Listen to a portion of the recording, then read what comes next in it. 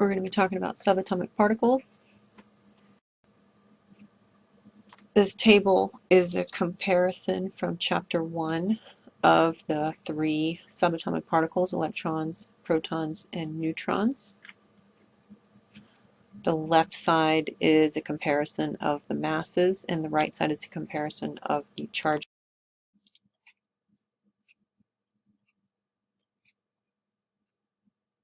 So when we compare the masses here, what you notice is that they're all very tiny. This is the atomic mass unit, or AMU is usually the abbreviation. You'll notice that protons and neutrons are approximately 1 atomic mass unit, and that electrons are tiny. They are much, much lighter than the other two, and they traditionally do not influence the mass of the atom very significantly.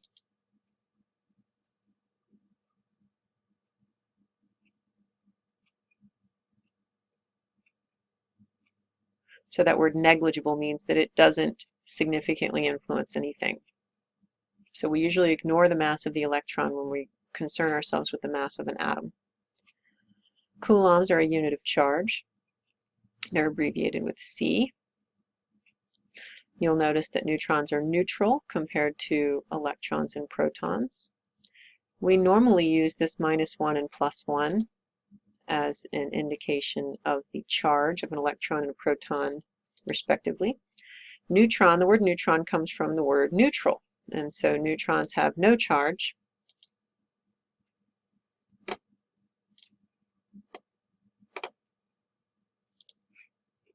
Which is why they're called neutrons. This is another table comparing subatomic particles. It's very similar. The particles are listed on the left with their symbol, and the second column contains charges in coulombs.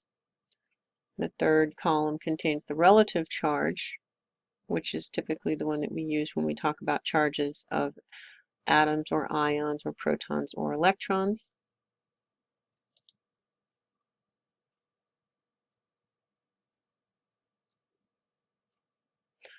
The mass and atomic mass units for protons and neutrons is approximately 1. They are slightly different in mass, but we usually ignore that small difference in mass of about 1/1000th of an AMU, and we usually assume that protons have a mass of about 1 and that neutrons have a mass of about 1.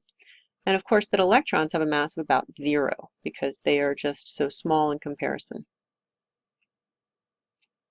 Protons and neutrons are both housed in the nucleus, and electrons are housed outside the nucleus.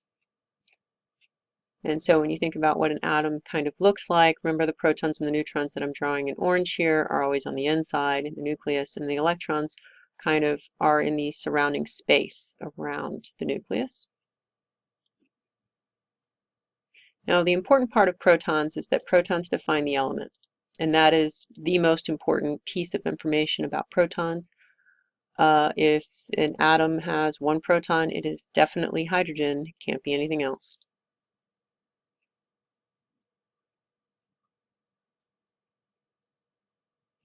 The neutrons influence the mass and also influence the stability of the nucleus. And so increasing the number of neutrons will increase the mass by 1 with each neutron that you add. The stability of the nucleus is something that we're going to talk about in the next topic. That deals with radioactive decay.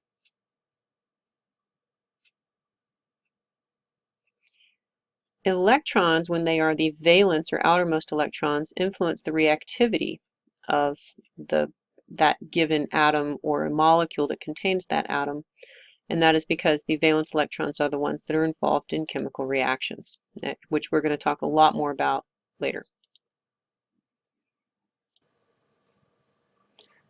This is an image from your textbook. This is figure 1.9, which is on page 42 of your book. The point of this picture is the left-hand side is showing you a cartoon image of an atom.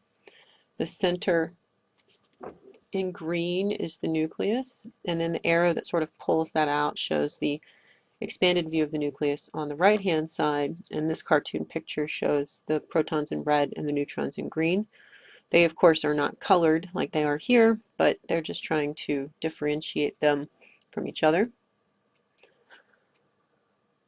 The main point of this image is to show you that the vast majority of the volume that is taken up by the atom, it's mostly empty space, and a very small in volume yet very massive part of the atom is housed in the nucleus in the center.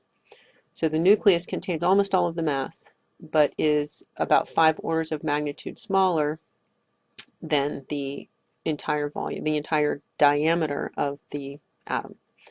So this explains Rutherford's experiment, how most of the alpha particles went straight through because they encountered nothing, because most of the atoms are empty space, and occasionally an alpha particle, which is, remember, is a positively charged particle, occasionally that would be deflected immediately back, and that would be an alpha particle that encountered the very dense and positively charged nucleus. Another point I wanted to make in this image is the size you see there, the 10 to the minus 10 meter diameter of an atom. That's actually a unit that we use. There's a unit called an angstrom, so you can see that there. The abbreviation for angstrom is a capital A with a circle on top. 1 angstrom is 1 times 10 to the minus 10 meters. We use angstroms to describe sizes and scales of molecules and atoms. That is almost always the unit that we use, and that is a unit that you need to know. Now that we've talked a little bit about subatomic particles, I want to introduce an idea that you may already be familiar with, and that is the concept of isotopes. So let's talk about what isotopes are. So first I'm going to show you an image. It's a little cartoon representation of the 3 isotopes of carbon. Okay, so let's talk about what isotopes are. Let's compare the different properties of these 3 isotopes. Maybe you can tell me what isotopes are. So the first thing we're going to call our attention to here is that all 3 of these have 6 protons.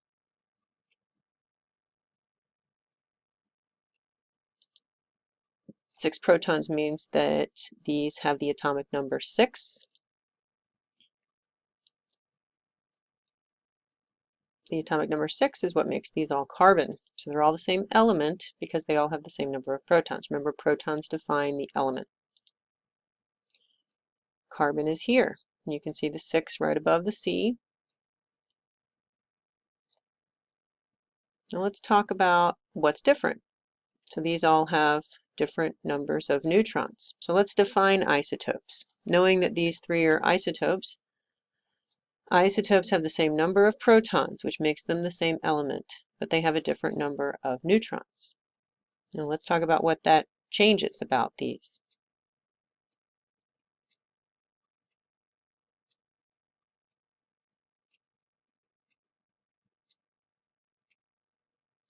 If we look at these, sum of these 2, we get 12. The sum of these 2 gives us 13, and the sum of 6 and 8 gives us 14.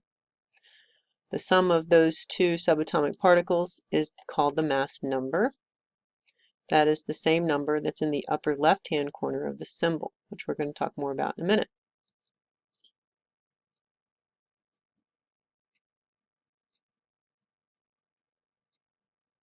Now, let's also talk about these abundances. These are the abundances on Earth.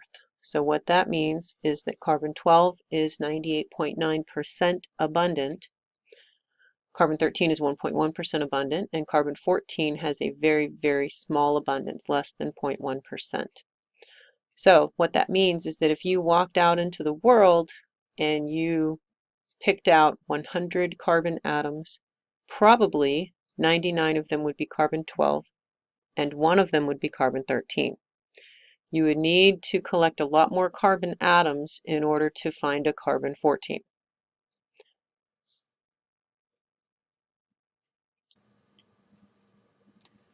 Isotopes have the same number of protons but a different number of neutrons. These are the 3 isotopes of carbon.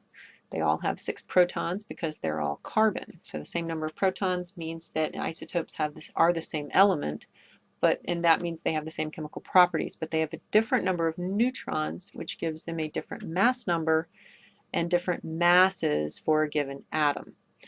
So carbon-12 on the left has 6 protons and 6 neutrons. It is 98.9% abundant on Earth, which means that if you went out and you plucked 100 carbon atoms out of the Earth somewhere, then probably 99 of them would be carbon-12, and probably one of them would be carbon-13, and none of them would be carbon-14. You would have to collect a lot more than 100 atoms in order to guarantee that you would get a carbon-14.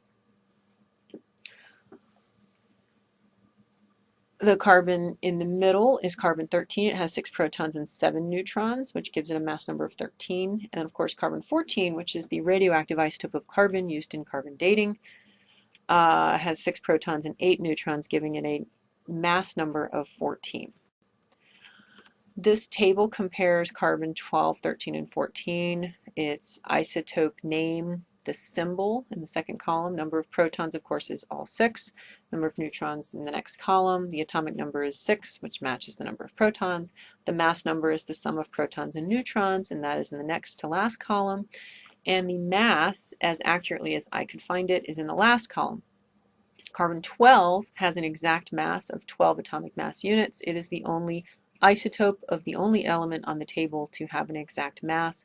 All of the other elements are based on carbon-12's mass.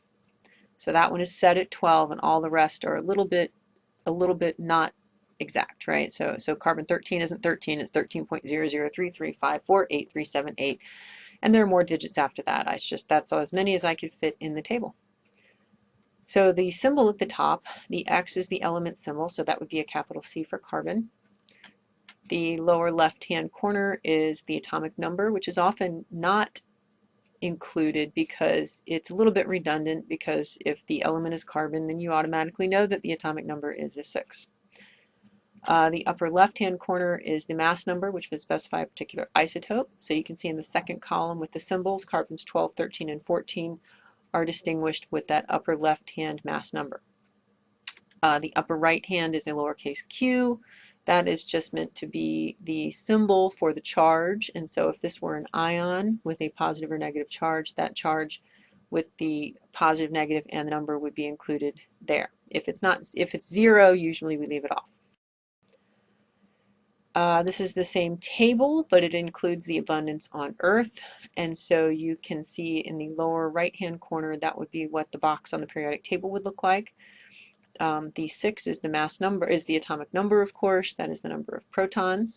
And then the lower number doesn't really match any of the masses that are given for the isotopes, because this is the average mass of carbon on Earth. So what this means is that if you went out into the world and you found a bajillion carbon atoms, and you came back to the lab and you measured their mass, their total mass, and then you divided by the bajillion number of atoms that you had to get the average mass of a given atom, the average that you would get would be 12.011. So this number that you see on the table represents the average based on the abundance on Earth of each isotope combined with its mass. So we're going to talk about how you're going to calculate average masses next.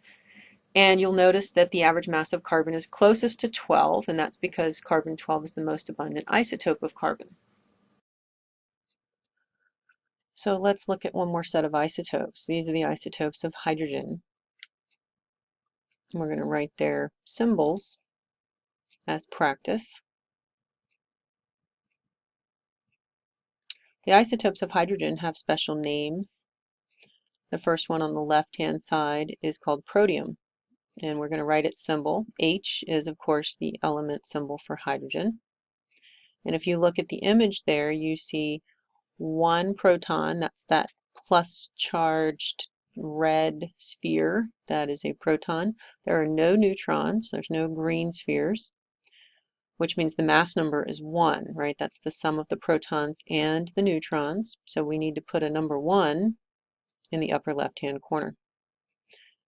We can put a number 1 in the lower left-hand corner. That is optional. That represents the atomic number. And remember, that's a little bit redundant, but it's fine. You often don't see that number there because the hydrogen means 1 proton. If we write the symbol for hydrogen 2, which is deuterium, then the mass number in the upper left-hand corner is a 2. And then the name for this third one on the right-hand side is tritium. And of course, there's going to be a 3 up there. That 3 is the mass number, the 2 is the mass number for deuterium, and the 1 is the mass number for protium. And another way of writing these, if you don't want to write the symbol, is at the top I have written in hydrogen-1, hydrogen-2, and hydrogen-3. That is an alternative name for these specific isotopes of hydrogen. These are used a lot in research. Hydrogen-1 is the most abundant of these isotopes. It is almost 100% abundant. Deuterium you will use next year when you take organic chemistry. We use deuterium. It's deuterium oxide is what we call heavy water, and it's called heavy because deuterium is twice as massive as protium, which is the normal isotope, sort of most abundant isotope of hydrogen.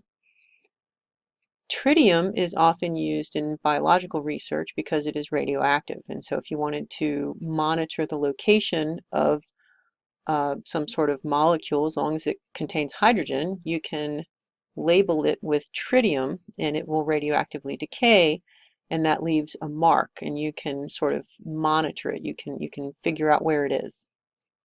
So whenever you read about radio labeling, sometimes tritium is a commonly used one. It was also made famous in Spider-Man, because one of the villains wanted tritium. Of course, it didn't look anything like hydrogen. It was a metal, but that's okay. We'll let it slide since we like Spider-Man.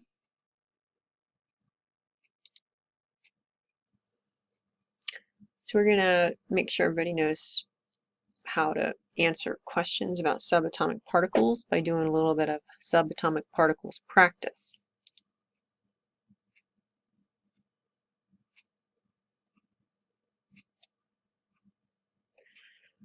So we're going to use only the periodic table, an equation sheet, and a calculator to answer the following. Write the symbols for the following atoms or ions.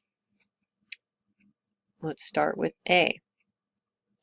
37 protons, 50 neutrons, and 36 electrons. 37 protons means we need to go to element 37 on the periodic table, which appears to be rubidium. So we're going to go back. Number of protons identifies the element as number 37, rubidium. So we're going to write the symbol for rubidium, which is Rb. And then we can write the 37 in the lower left-hand corner if we want to, but that is optional because it's a little redundant. Now, 50 neutrons means that we need to write the mass number. 50 neutrons plus 37 protons gives us 87 total. That is the mass number, which goes in the upper left-hand corner. Right about there, 87.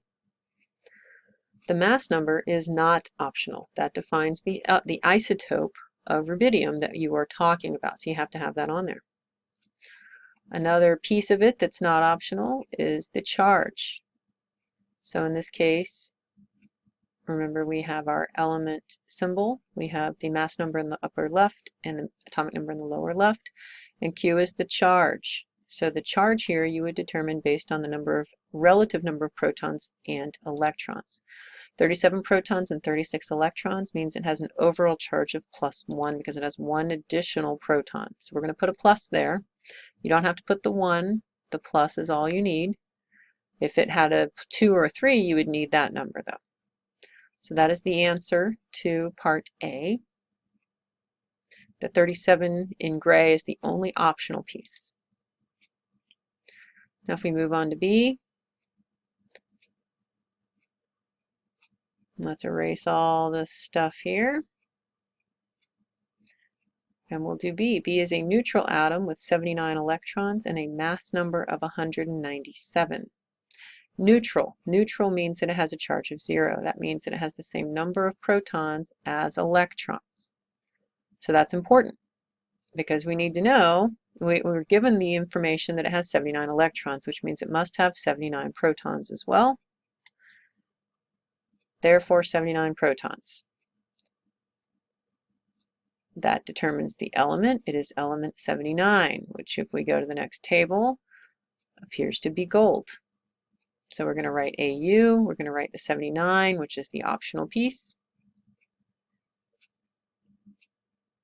The mass number is 197. That is A. That just gets written right here, 197. There is no charge. It's a 0 charge, so we're done.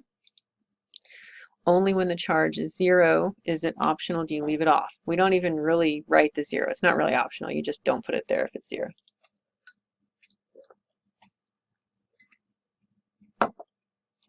We'll move on to part 2. Move on and do number 2. So if we start with the first one, oxygen is element number, let's get out our periodic table and see, it's number 8. It's right here. So we'll go back, number 8. That means that it has 8 protons. That means that its atomic number is also 8. So you can fill in both of those.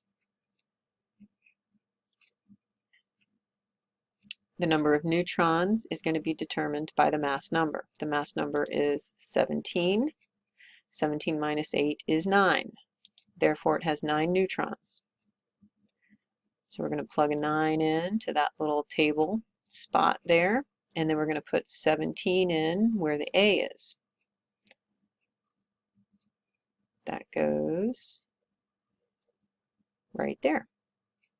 Now the last thing we need to do is fill in the charge. -2 is my charge. You have to put the negative and the 2. You can't just put minus. That's even true if it's -1. You need the number there too. Number of electrons, it's an overall -2 charge. There must be 2 extra electrons, 2 more electrons than protons, which means there must be 10, right? Good, so far so good. Let's move on to the second part of our table. Let's erase some of the stuff here. Make some room. Number of electrons here and the charge, when we compare this, this is just like problem number 1, part B. We know there is no charge, which means that it must also have 55 protons. Therefore, we can put in a 55 and we can determine the identity of the element knowing that. What element is that? I don't know. We'll have to check. Let's look on our periodic table. This looks like it's cesium. So element 55 is cesium. So we'll go back and we'll put that in. Cesium. And the symbol for cesium is Cs. And that means the atomic number is also 55. Number of neutrons is going to help us determine the mass number, which also goes in our on our symbol. The mass number is 133. That's the sum of 55 and 78. That is A. That goes right here in my table. 133, and it also goes in my symbol right there. 133.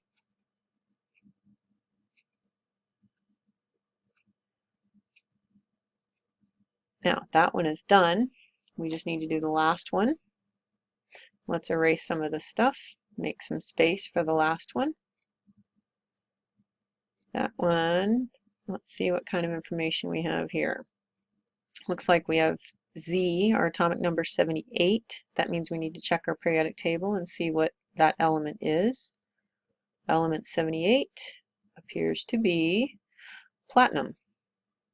So platinum, we're going to put that in right here, PT. 190 is the mass number. 190 minus 78 is 112 neutrons. So there are 112 neutrons. We're going to plug that in. We already know 78 protons because that's the mass number. And we have 4 additional protons than electrons because the charge is +4. So that means that we're going to have just 74 electrons. We're going to take 4 away. Now we're going to finish off our symbol by adding the 190 symbol here in the upper left, and the 4 plus goes in the upper right.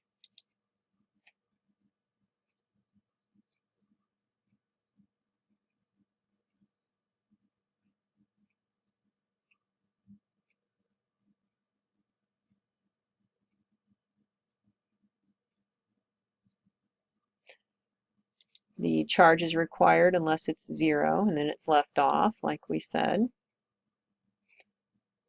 And then, of course, the atomic number is optional because it's implied by the element symbol. And then, of course, the mass number is required. You have to include that if it's a specific isotope.